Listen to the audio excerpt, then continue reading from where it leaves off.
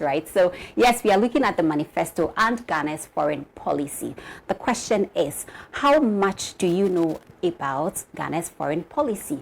Or even when people talk about a foreign policy, what is it about? Can you relate? How am I affected when we talk about a foreign policy or Ghana's foreign policy? I sell kenke right by the streets. I'm a cleaner. I'm a physician. How can I relate when we talk about Ghana's foreign policy? That is my job here, so we can all learn together. When the conversation comes up, you can participate wherever you are. So today, we are looking at the manifesto and Ghana's foreign policy.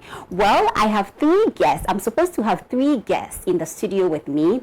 I have 2 who are already seated. I'm still waiting for Ghana's High Commissioner to Canada, His Excellency Joseph Ayikwe Otu, who will be joining us in a bit. And so when he comes, I'm supposed to vacate my seat and let him have it. So I will be standing to have this conversation because it's going to be a very, very interesting one. And we have so much to talk about. In the interim, let me introduce you to my other 2 guests who are already occupying their seats. I have with me His Excellency or Ambassador Kwame Temkran, who is the Secretary to the Council for Foreign Relations. He's a career diplomat. It is such a pleasure to have him join us on today's show. And of course, my other guest is a very, very good friend of mine. We've had a number of consultations regarding this topic, and so I'm happy to have him here. Czech Kluche works with the Institute of International Affairs Ghana. And I'm sure he'll be telling us more about the Institute of International Affairs Ghana in a bit. Gentlemen, you're welcome to Diplomatic Affairs. Thank you. It's good to have you. How are you feeling the elections already? I like the smile. The elections have been in the air since January. Right. So you can feel it. Unless you close your eyes, you still see what is going on. Even if you close your eyes, you will still see it. Yeah, you can't do without it yeah. as it is right now. Check. How has it been with your office and everything? Well, the elections. Well, thank you very much, Ms. Nati, and a very, very warm welcome to all your viewers in your 32 countries and global audience via Facebook. Like you intimated, my name is Czech Kluche. I am the head of programs and outreach at the Institute of International Affairs Ghana. And this topic, I must say, is very, very interesting for us. Like you asked, the elections have been in the air, like Ambassador said, since January, or previously even since before that. But now that it's crunch time, and before elections come up, everybody knows that political parties put out manifestos. And these manifestos serve as a blueprint of what they intend to do when they come to power. So, like I told you earlier in our consultative sessions, the Institute of International Affairs did an assessment of the political parties in terms of their foreign policy. And I would entreat everyone who is interested in this topic to check out irnmanifestogh.com, which is a dedicated website from the Institute on this particular topic. And it will be very interesting for the conversation to go further, but I'll just leave it here. You can just check it out. A few minutes, just go through what the political parties say, and then as the conversation goes on, we will have more to say. Well, thank you very much, Mr. Kluche. I will send you a bill later. So, Ambassador Temkran, let me ask you, the Council for Foreign Relations, the CFR, what is its role before we begin going into the manifesto and Ghana's foreign policy? Yeah. What is the role of the CFR? The CFR is an independent policy think tank in the area of international relations, foreign policy generally. What we have been doing is we have been doing a couple of issues. Major among these is our distinguished lecture series, which we do every now until COVID came. We were coasting to victory until COVID put us. But even with COVID, we have had a couple of virtual lectures that we have held. And then also we publish the Baobab, which is the Murphy's of the CFR. Okay. For everybody to get access to. We think that it is time that the discussion about foreign policy in Ghana gets serious in the sense that many more people should be involved, such that it can be brought to the door of everybody who has any serious intention of getting into foreign policy affairs. So we do the lectures, we do the baobab, we do our annual reports, but the lectures are critical for us because we bring many important personalities around to give us lectures on selected topics. We have had Baroness Amos from the UK. We have Dr. Chambers, who is our own, talk to us. We have had the representative, the Deputy Vice President of the EU, who came here to give a lecture. We have recently we had what's the name? Wole Soyinka. Yeah, Wole Soyinka was in town. Yeah, I remember I was at that assignment. He was also, he gave us a lecture too. So this is our own effort to bring as many people together to listen to the discourse on foreign policy, and then to be educated on what goes on in the formulation of foreign policy and other things. And as I said, the baobab is our mouthpiece. Our mouthpiece. Of the CFR. The first one was dedicated to remembering Kofi Annan. Okay. And then the second one is on all manner of issues. Okay. So if you are interested in knowing what the current CFR agenda is, you can take a look at the baobab and you'll be sorted out because you have a lot of information from here. Right. I'm so happy you touched on getting the Ghanaian public to understand Ghana's foreign policy, or even on a general note, what a foreign policy should be or is about. It's very difficult. You know, I read when I studied the various manifestos with a particular focus to the two major political parties, that is the NPP and the NDC. My focus was straight to the foreign international relations bit, the portions, you know, both of them outlined in their various manifestos. And I asked myself, I put something on Facebook, I asked the public, would you vote? I mean, is Ghana's foreign policy one of the things that is likely to influence your vote as to who becomes Ghana's next president? And it was shocking, some of the, you know, answers I had from my Facebook friends.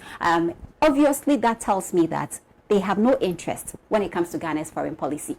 First off, if people do not know what foreign policy is about, they have no interest or they have no business. For them, they think it's for the elites. It's for the people at the top. If I sell kinky, like I said in my intro, or I sell pure water, I'm in the informal business sector, how am I concerned? Why should I be worried when it comes to Ghana's foreign policy? And you mentioned that it is you are consciously pushing this to the public to get them to be interested in Ghana's foreign policy. What are some of the measures? Because all the programs that you have organized, it's for more or less like the people at the top. The person selling kinky will not be interested in coming to, engage Ibn Chambers. How can they relate? Yeah, because let me give you a straightforward answer. The person in the kinky business should be interested, because whatever happens will affect you in one way or the other. Because, as I said, every time that the government does something in terms of international relations, friends that we make outside or enemies that we make outside, they have a direct effect on Ghana as a nation. And whatever that decision is has an effect on the kinky seller. Because war and peace are products of policy. So if there is a government that promotes war, what do you think will happen to the kinky seller? So everything has a cause and effect. We saw what happened with GUTA, Ghana Union of Traders Sure. Association, and with our neighbors, yeah. Nigeria. I was in Nigeria some time ago, in between the year 2006 and 2008, when this matter started in Ghana here. Almost everybody in the press in Nigeria came to interview me because the narrative was that Ghana was targeting Nigerians. Yeah. And I kept repeating that it was not about Nigeria. It was only about Ghana making room for its markets to be occupied by Ghanaians, and that it was not against Nigeria or Nigerians. They wouldn't even listen to it because they thought that ECOWAS gave them the right of abode, and therefore, unfortunately, it has manifested recently until it got to a head because Nigeria sent a delegation here to interact with us. Unfortunately, as well, there was this incident at the Nigerian High Commission over a land issue, yes, which tied in the demolition of a building belonging Yes. to the Nigerian government. It just tied in seamlessly with the effort that was being made to douse the issue of the traders in Ghana. So, whatever happens, if it is our policy, this is our domestic policy, but the Nigerians see it as an affront to them and targeted at them, they react. And if it is not handled well, what happens? It affects Ghanaians in Nigeria, Nigerians in Ghana, and the tit for tat might continue. And tell me how you actually saw the whole thing after the various political parties introduced their manifestos, and with a particular focus again to the MPP and the NDC. How? Because I know you did some research on both manifestos. What did you come up? The session begins on the 9th of December when the electoral commissioner announces who has won the election. Then we can go into the granular detail of actually the implementation conversation, because Ghana's diaspora is a big part of both manifestos. Hold on, before, let me just interrupt briefly. Sure. Were you concerned that the ordinary Ghanaian didn't pay so much attention to foreign policy, Ghana's foreign policy, as one of the things that, under normal circumstances, that should have influenced their votes? Were you concerned that people were not really enthused about Ghana's foreign policy? As Ambassador Tim Kwan said, that they are doing everything possible to ensure that the ordinary Ghanaian can relate to Ghana's foreign policy. Were you concerned? Because you did some research, came up with some findings and all that. Were you concerned? I wouldn't say I was concerned. As with any researcher, we tend to put our personal opinions to the side.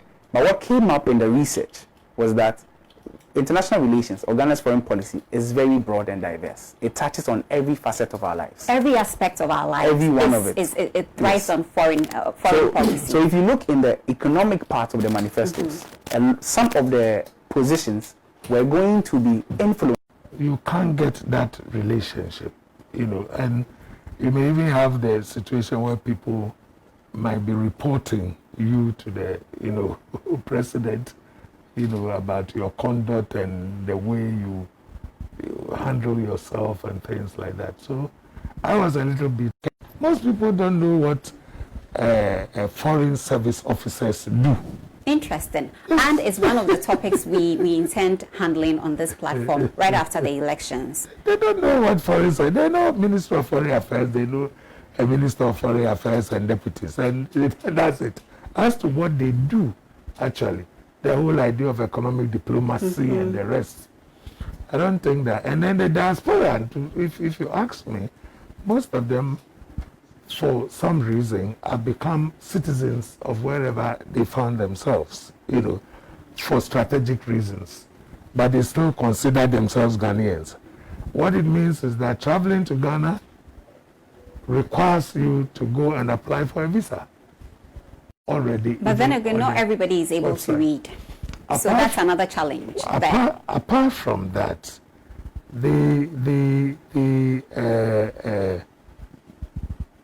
some are not ready or to engage the mission so as to find out how they can help them even in their businesses here and how they can resettle to problems. We can direct you. People have not heard things like grader. They are there to build estate houses for people. If you have even your land and you want them to build, they build for you. Why do you go take a risk, ask your nephew